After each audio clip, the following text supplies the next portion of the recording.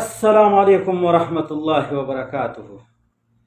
ملګرو، خان بابا چې دی نو کله دا پومونه اوچتوي راوچتوي دا دا چا ډېر اغوښتي وي، کله ورشي خوراکونه کوي. مونږ وی دا به زمونږ د پښتنو یو ډېر ښه سټار وي او مونږ به چې دی یاره ګوتې ګرمو چې یاره ماشاءالله خان بابا شته دی او دی به چې دی د پښتنو نوم چې دی روښانه کړي.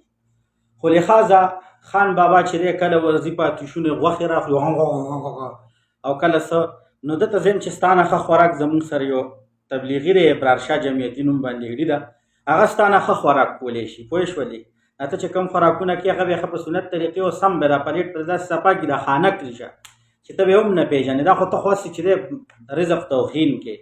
خو بار کیف راځو مقصدي او ضروري خبرې ته چې کومه ضروري خبره ده، کومه مقصدي خبره ده، نو هغه د زما خان بابا ته چیلنج. خان بابا سره به زه مقابله کوم انشاءالله.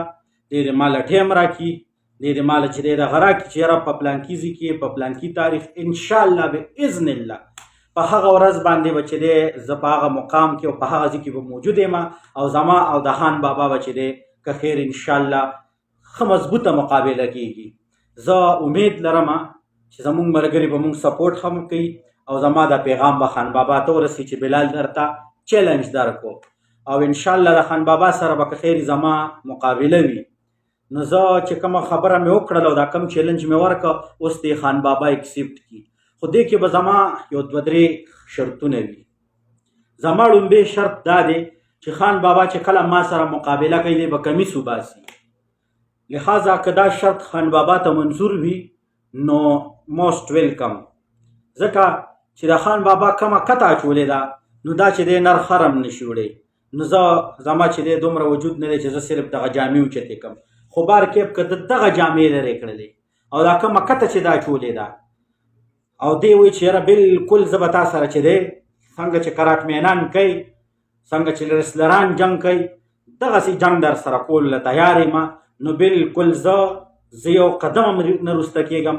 خان بابا ته زما مخکې هم چیلنج او اوس مې ورته چیلنج دی او بیا هم ورته چیلنج دی چې خان بابا زما چیلنج اکسپټ کا، زه بلکل تا سره مقابله کوم په یو شرط باندې، صرف چې ته به کمیس لرې کې او ما سره به مقابله کې دا ویډیو در سره شیر کې او خان بابا ته یې ورسوئ چې کوم میدان د هغه خوښي انشاءالله باذن الله په هغه میدان کې به ورته چې دی دا سړی د هغه نه به مخکې تر یم ورته به موجود یم چې خان بابا راځه انتظار دی کومه. دا تاسو ډرامې شروع کړي دي مړه، کله چې دی اسپنجونه چوتې او کله چې دی غټې غټې نوالې وخي، دا خو چې دی د بېوقوفانو کار دی.